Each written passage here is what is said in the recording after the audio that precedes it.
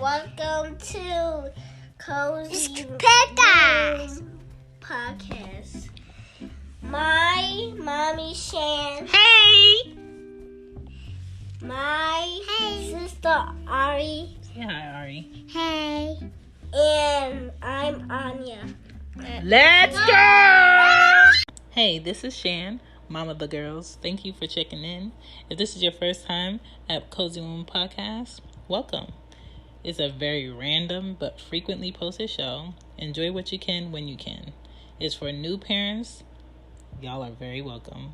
It's for second, third, or more time around parents too.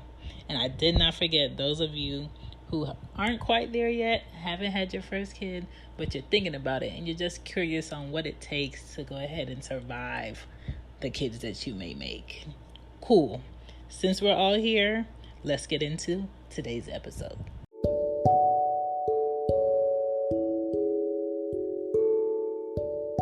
Hey parents, it's Shan. Just here to talk to you about what you need to know when it comes to child abductions. It's something very serious, something too common these days. You know, when it comes from like Amber Alerts, how many kids are, around a certain area, how to keep track of your kids. Do your kids know what to do? I know I did an episode about do your kids know what to do if they're lost, but do your kids know what to do if someone is trying to take them? How many different types of abductions are there? I didn't know there were these many, or they were labeled something or whatever, but it's something good that all parents should know. Do you know how to effectively teach your kids good tips on how to act within a child abduction? Do you know the proper steps to make sure that you effectively act after your child is abducted? Things that parents do not want to think about, but at the same time, I don't like, and I've never liked, even before I had kids, the time frame that they give, like police officers give, for you to find the kid. Like, it should never be 48 hours, okay?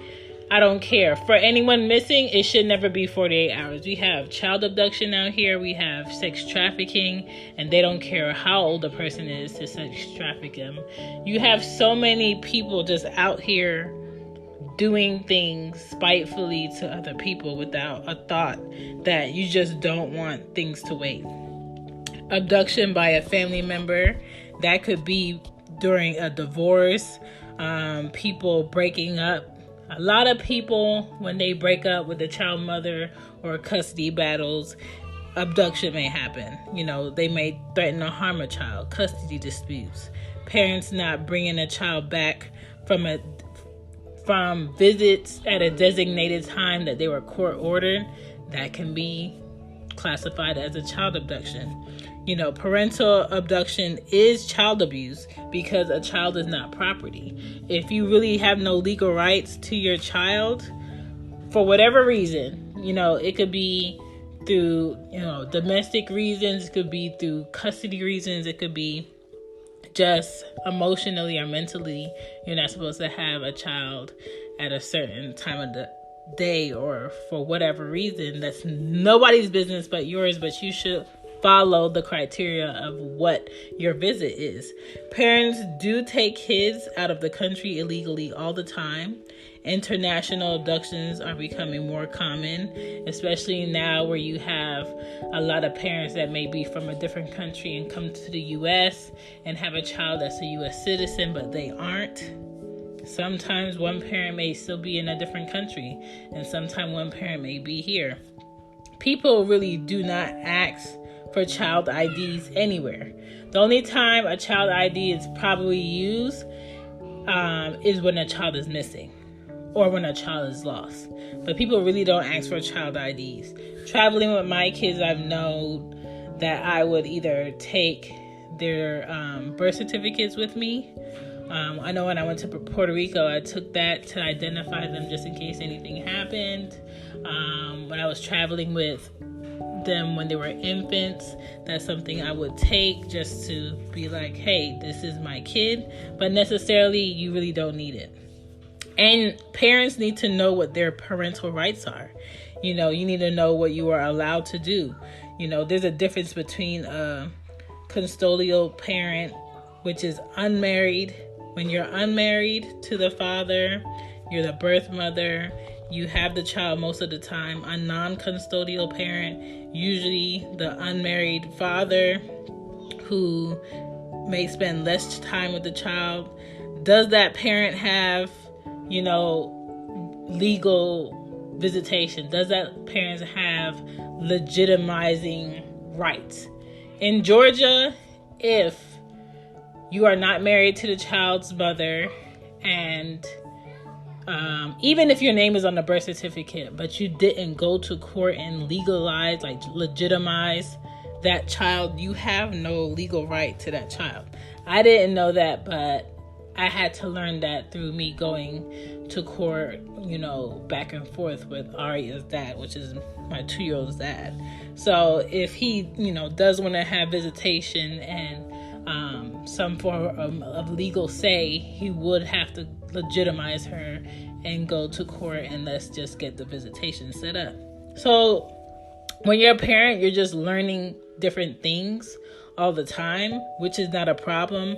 But the reason I'm sharing that is because anyone out there, when it comes to mothers and fathers who really want to know what their rights are and really want to know where they stand in having a say in their child's lives, really get to know the state laws of where your child resides and what you can and you can't do. And you have to think about it like this. When your child is missing, the police are going to ask you questions that you feel like are unnecessary, but maybe necessary for the situation. They may ask you, does the other parent have anger issues? They may ask you, have you ever had any arguments or disputes lately? Is there anyone that may try to harm you or your child? Do you have anyone that really doesn't like you? Is there anyone in your past? Do you have any idea where your child would probably go? Or who would your child feel okay with leaving with? Things like that. Sometimes you're going to have to talk to your child to see, hey, if such and such came up to you and said this, would you go with them or would you wait and come tell me? You have to see where your child's mind is at. Not every child is mature enough to know what they should and they shouldn't do. I think these are things that all parents need to think about. What do you do about friends maybe feeling like they can tell your kids things and they'll automatically go with them and your child doesn't think? You have to understand that in the mind of a child, they can be easily convinced. But you have to have the discussions with your child to see, hey, these are the people that I'm okay with you leaving with. These are the people that I will never send to come pick you up. Don't ever get in a person's car. Don't ever do this. If you have proof that an abduction could be done by someone, you need to tell an officer or investigator as soon as possible. When a child is kidnapped, it's like every minute is super important because you don't understand what can possibly happen to a child with somebody who is not in their right mind in a matter of minutes, hours. So you don't want to wait the full 45 hours. I think if you ever had to put a restraining order on someone, that person should be looked at. If you could remember any little detail, you need to remember detail. When you take your child to a park or a public setting or parties with other kids, you need to remember, take a picture of what your child was wearing. Always have a picture of your child on hand. Sometimes phones may not work if you lose your phone. Do you have a picture of your children in your car? Do you have a picture of your children in your wallet? I know your parents probably had pictures of you in the wallet. Now they don't make picture settings or parts in wallets anymore. But I usually keep Anya has a child ID, and I keep one of those in my car and in my wallet. Like, that's something you have to do. I know if your child is under 5, they might not have one. Every state is different. I remember like yesterday when I was in 2nd grade, going to the library to go get my Identikid ID done. I remember that. So now it's kind of like a lot of parents aren't thinking about the things that they should think about when it comes to what do they do if their child is missing. Make a save go-to people list for your child to get familiar with. Numbers. What phone number should they call? Who's their emergency contact? What first and last name should they know? Things like that. Like, that's very important. No one really wants their child to ever be missing, okay? Nobody wants a child abduction by a family member. Nobody wants to think that the person that they're dating would take their child without them knowing. You have to think beyond the current situation. When you're hiring like sitters, did you check their background? There's a reason why Sitter City has background checks. Did you ask their friends or family or neighbor about them? Does that person have any references? Is your child being left alone with this person an okay thing? I remember when Ari was infant size, I didn't want to send her to a daycare because I just felt like she's too small. With Anya, I never had to think about it because my mom was living with me and my mom babysat a whole bunch of kids in her lifetime. She's had her own childcare. She's worked at a childcare. She loves kids. So I never had to second guess, is my child okay? Even though throughout the day I will call my mom because I don't want her ever to feel like, hey, I'm throwing my kid on you. Like, I really do want to know if both of them are okay. When I had to hire a sitter to come to my house to watch both of the girls, I would have Wi-Fi cameras in the house. It's so easy for you to keep tabs on your kids while they're in school. Even Anya's teacher, she's in kindergarten, but they have class dojo. Like, I can see Anya in her class. Her teacher can text me. I can go on the app and get pictures and, talk back and forth about what's going on in the class. There's no big gap between the time that I drop my child off at school and the time that I go pick her up. Like, I'm always able to be in the know. Sometimes abductions can be by a complete stranger, but you have to have those discussions with your kids to see, would my child actually walk away with a stranger? For what reasons would my child walk away with a stranger? I always tell Anya, if somebody ever comes to you and be like, hey, your mom told me to pick you up so we can go here. No. I will never send somebody you don't know to come pick you up. You should never send a stranger to come pick up your child. I don't care if they know your first and last name. No. I don't care if they know where you live. I don't care if they know your school. Think about if somebody was looking at me and watching me for 3 days. What would they list as, hey, I know X, Y, and Z? And if it's surface things and they really don't know details, then no. Like, even to pick up my children from camp, before and after school, you have to know a code and have an ID in order to pick them up. If you don't know that code and have an ID to identify yourself on a list of people to pick up, they're not letting you take them. And let's be real, a lot of schools are unsafe. Right now, well, not right now, it's Saturday, but Monday, if I wanted to walk into Anya's school, let's say if I was running late, they won't even let me in until they ID me first on camera. And then you can't even walk into the school. The doors are automatically locked. You have to wait till they buzz you into the office and then buzz you out of the office to go into the main part. So some schools take precautions for intruders or people trying to walk into a school, and some schools don't. I don't know why they wouldn't. But you have to talk to your kids. You got to see what they're okay with. You got to see what they will take from strangers. I even tell Anya and Ari, when you go to the park and somebody offers your food, don't take it.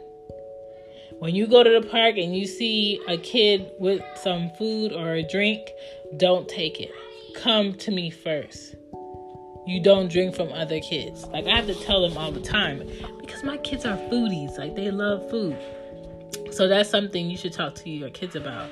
And you have to ask your child to agree not to go to places alone. Your child should never be going to a public bathroom by themselves. Not today, not in 2019. No, ma'am. No, sir. Explain to your child that it's okay to tell a person no if you don't like something.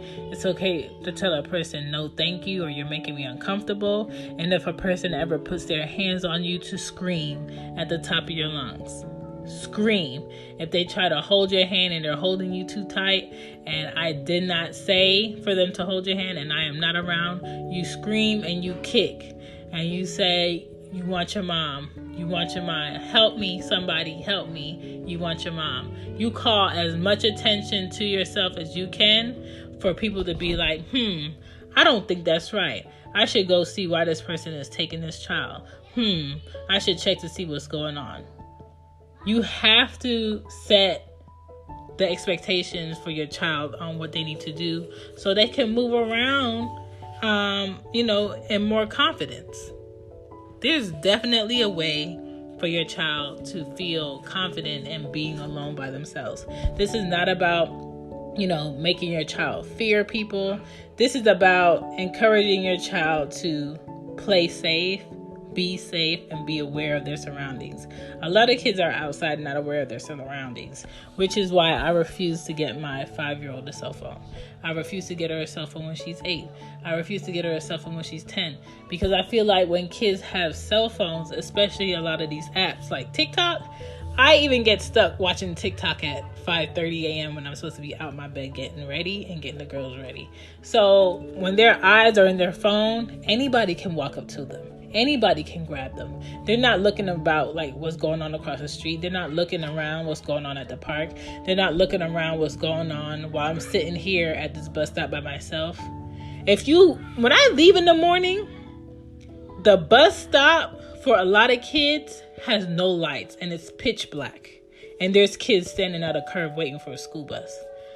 I do not like that. I will never have my child wait at a school bus stop. I don't care how many kids are out there by themselves in the dark waiting for a school bus. Are you crazy? And Georgia has a lot of bus stops that are like that. I think it should be mandatory. If this is a public school bus stop or private school bus stop for children of all ages, you must have lots of bright lights here so they can see. You can't see nothing at that bus stop. It's very dangerous, and I don't know. School systems have to do something about that because that makes no sense. And I've been wanting to write to somebody or inform somebody about that, but that makes no sense to me why that bus stop is so dark. Another thing, I had to vent because that really made me upset. Remind your children that they shouldn't always believe what people tell them. My 5-year-old is very gullible. You could tell her the moon is pink on Tuesdays, and she'd be like, okay, did you know the moon is pink on Tuesdays? So I really have to talk to her about knowing what to do, knowing that she should make her own decisions, knowing how to decipher if someone's truth is truth or it's a lie is a lie. And promise your children that they can call you at any time, day or night. They can call you when they don't feel good. They could call you when they're worried. Not to make them feel like, oh, I can't make no decisions on my own, but just so you know that you're available to them. Never send a stranger to do anything for your kid, okay? And make sure they're aware of what's going on. Make sure they have a plan if they're missing. Make sure you have a plan on if they're missing or who's your go-to people to go pick them up, because when anything is going on with my children and it's not good or they feel sick or I'm at work and I'm not really, able to predict a situation and it happens, my mind is flustered. And a lot of parents' minds get flustered. I can only imagine if their child is missing. When Aria goes behind a rack in the store, my heart is pumping until I can hear her, see her feet, or see her. When Anya is in the store and I can't see her, or I'm in the aisle too long and I have to go around and find her, I'm upset, not because she's running away from me. I'm upset because my mind goes so left within 1 minute of what's going on around that corner that I can't see. What if she's not here where I thought she was? And when I go into Barnes & Noble with Aria, her thing is to look at books for a while. I'll read her a few stories. Then I'll start walking around the store. She lets go and she runs. And I automatically tell the people at the store, if you see a little girl with such and such in her hair and this on, do not let her out the store with anybody. I'm looking for her. She's in the store. And I'll continue to keep calling her name. I'll continue to keep calling her name until I find her. You have to be able to identify your child without looking directly at your kid. You have to be able to know the personality of your child before you go out in public with your kid that's able to walk around, talk to people, touch things. Because if you don't, you're going to run into a possibility that an abduction can happen and you are clueless about what to do first. Okay? Get your child ID card. Know what your child puts on when you take them in public. When you take them to parks, put them in specific bright colors. Have something on them with their name and your phone number that they know where it is. Sometimes if you have to write their name in the sleeve of their coat and they pull out their sleeve and they can see your phone number and their name, that could be something. Because when people look at coats on kids, sometimes they just write it in the collar. That's obvious. But if somebody kidnapped them, they'll see their name in the collar and they'll be like, okay, yeah, this is my niece, such and such and such and such. Oh, really? But if your child knows, hey, I don't know this person, something doesn't feel right.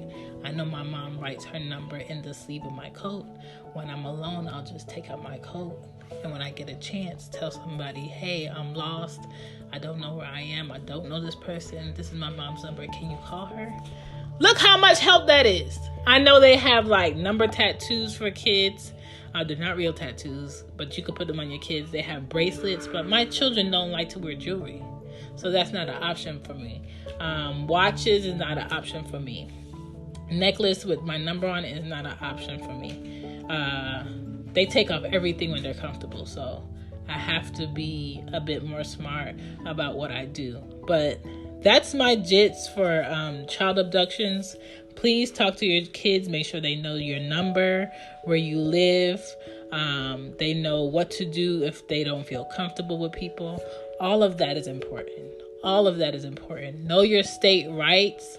Know what numbers you need to call if your child is lost. Understand where your child's documentation is as far as their birth certificate, passport, good recent pictures of what they look like. Know where they were last seen with you. And know some possible places that they like that someone would probably convince them to take them to. Ice cream shops, playgrounds, what else? Places like Catch a Air where they like to go have fun, where somebody might tell them that they're taking them. Know what closed highways are near. Just know what you need to know about your kid to prevent any type of child abduction from happening. Know people that you didn't have the best pass with that could possibly befriend your kid and take them. I don't want this to happen to anybody's kid, but it does happen, and that's the reality. We just have to prepare for it as parents. Thanks for listening. I have a question to ask you. So, what if we were like out at a park, right?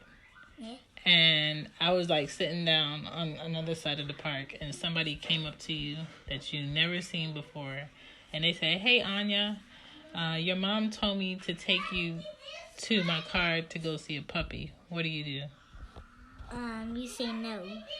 Why do you say no? Because sometimes they can take away you. Okay. Wait, Ari. All right. Somebody What if somebody comes up to you that you seen with me one time, but you haven't really talked to them or you went anywhere with them, and they say, "Hey, Anya," and they come to your school and they say, "Your mom told me to pick you up from school and take you to her. Come with me." What do you say? Yes. Why you say yes?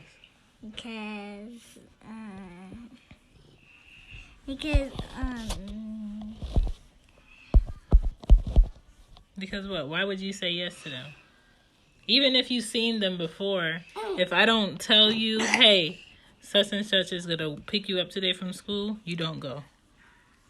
You say, "Can you call my mom right now on the phone so I can ask her first?" Yeah. That's what you tell them, okay?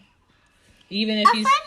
Wait, hurry. Even if you've seen somebody with me before and they come to your school and they try to pick you up, you say, "Can you call my mom first so I can ask her to make sure?" Do you hear me? You don't leave with them.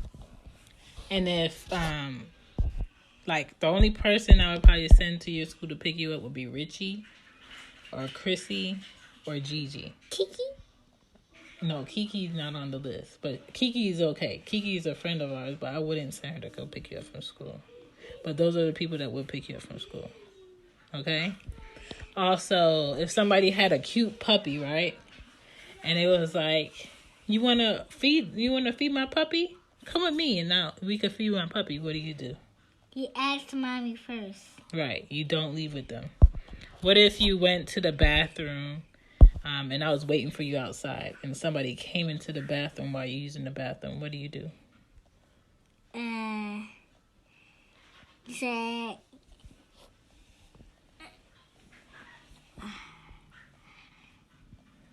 You could tell me you don't know. I don't know. So if I was using the toilet and somebody came into the bathroom and I didn't know them, I say, "Excuse me, I'm using the bathroom." And if they wouldn't get out, I would scream at the top of my lungs. Wow. Help me, please help me. Because you don't know what somebody's going to do. Sometimes people walk around with knives. Some people walk around with guns to try to hurt you. Sometimes they'll just like hit you or choke you and hurt you.